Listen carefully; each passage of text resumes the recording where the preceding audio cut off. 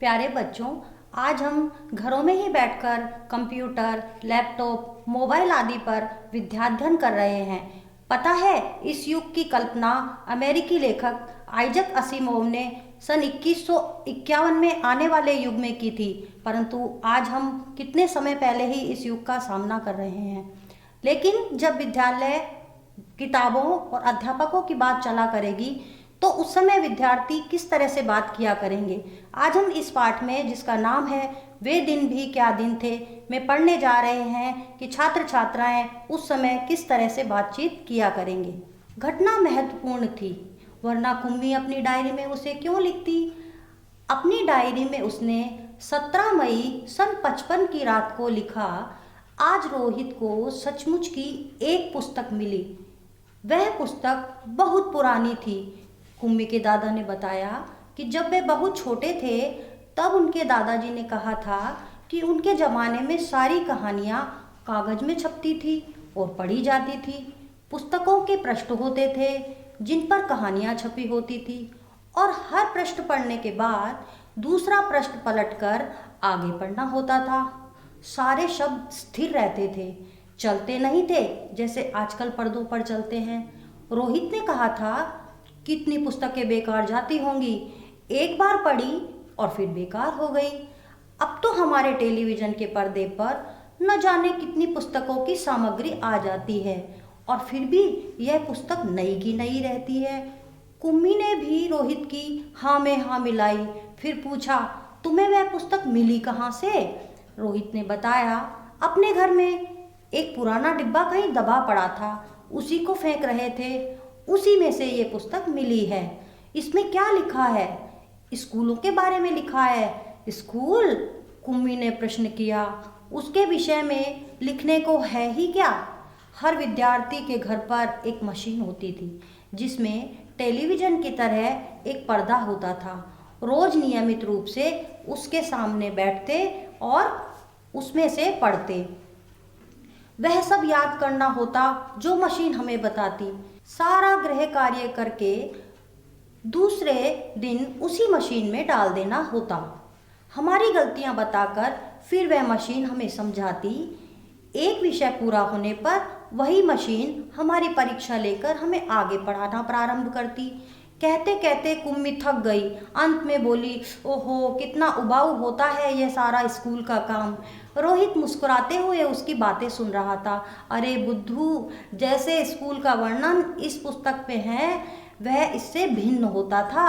इसमें तो उन पुस्तकों के, स्कूलों के बारे में लिखा है जो सदियों पहले होते थे। कुम्मी के मन में कुछ उत्सुकता जगी। बोली, फिर भी उनके यहाँ मशीन के बने अध्यापक तो होते ही होंगे ना। कुम्मी को याद आया कि एक बार उससे भूगोल में रोज की वही गलतियां होने लगी, तो उसकी माँ ने मोहल्ले के अध्यक्ष को बताया। तब एक आदमी आया और उसने मशीन के पुर्जे पुर्जे अलग कर दिए। तब उसने मन ही मन यह मनाया कि यह आदमी इस बोर करने वाले अध्यापक को पुनः न जोड़ पाए, तो उसे हमेशा के लिए पढ़ने से छुट्टी मिल जाए। लेकिन उस आदमी ने मशीन को फिर से जोड़कर उसकी माँ को बताया था। लगता है मशीन के भूगोल की चक्की कुछ तेज रफ्तार पर थी, सो आपकी लड़की के लिए उसे समझना कठिन हो गया था। मैंने अब उसकी गति धीमी कर दी है, सो आशा है अब ठीक रहेगा। और कुम्मी को उसी समय भूगोल का सबक सीखने बैठना पड़ा था। मन ही मन वह उस मशीनी अध्यापक को कोसती रही थी। तभी रोहित ने कुम्मी के सोचने के सिलसिले को तोड़ा। बोला, हाँ, अध्यापक तो होते ही थे, परंतु मशीन नहीं, स्त्रियां और पुरुष होते थे। क्या कहा? कहीं कोई स्त्री या पुरुष इतने सारे विषय हमें सिखा सकता है? क्यों नहीं। वैसे बच्चों को सारे विषय समझाते थे, गृह कार्य देते थे और प्रश्न पूछते थे। अध्यापक बच्चों के घर नहीं जाते थे, बल्कि बच्चे एक विशेष भवन में आ जाते थे जिसे स्कूल कहते थे।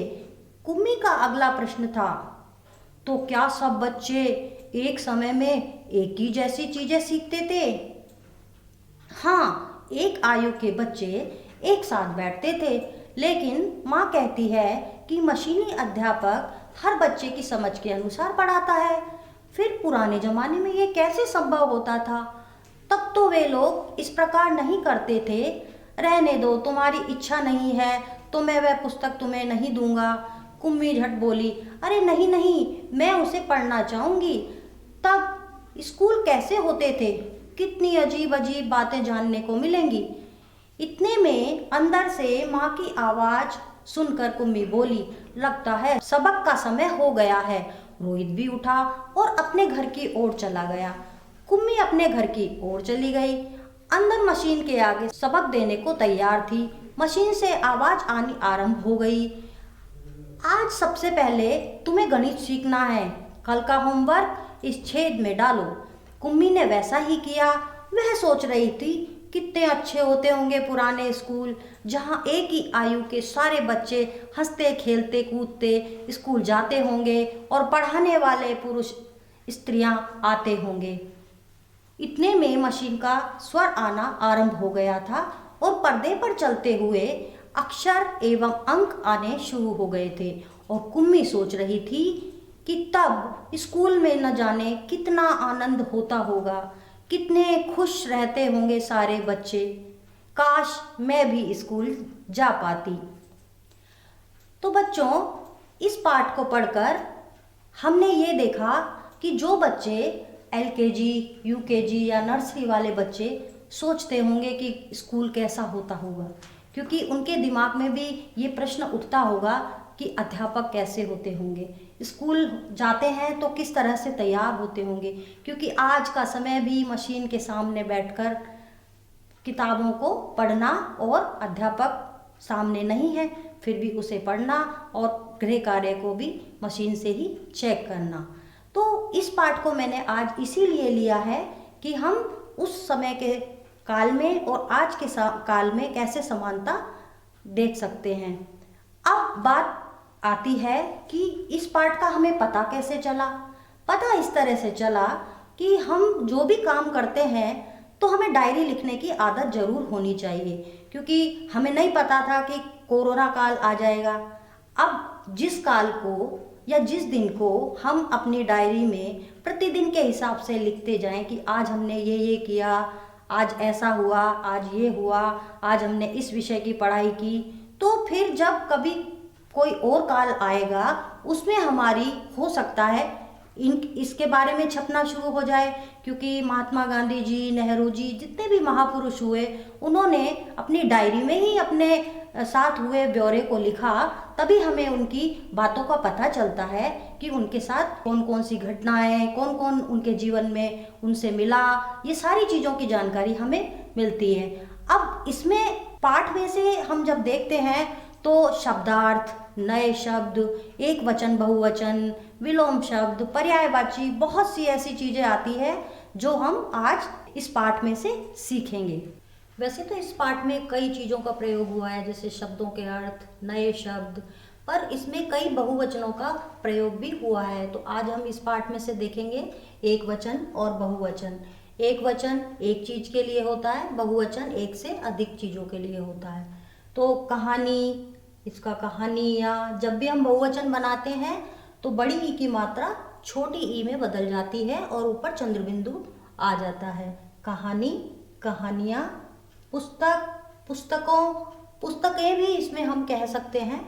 मशीन, मशीनों, अध्यापक, अध्यापकों, पृष्ठ, पृष्ठों, स्कूल, स्कूलों, विद्यार्थी, विद्यार्थियों, पर्दा, पर्दे, विषय, विषयों, गलती, गलतियाँ या गलतियों।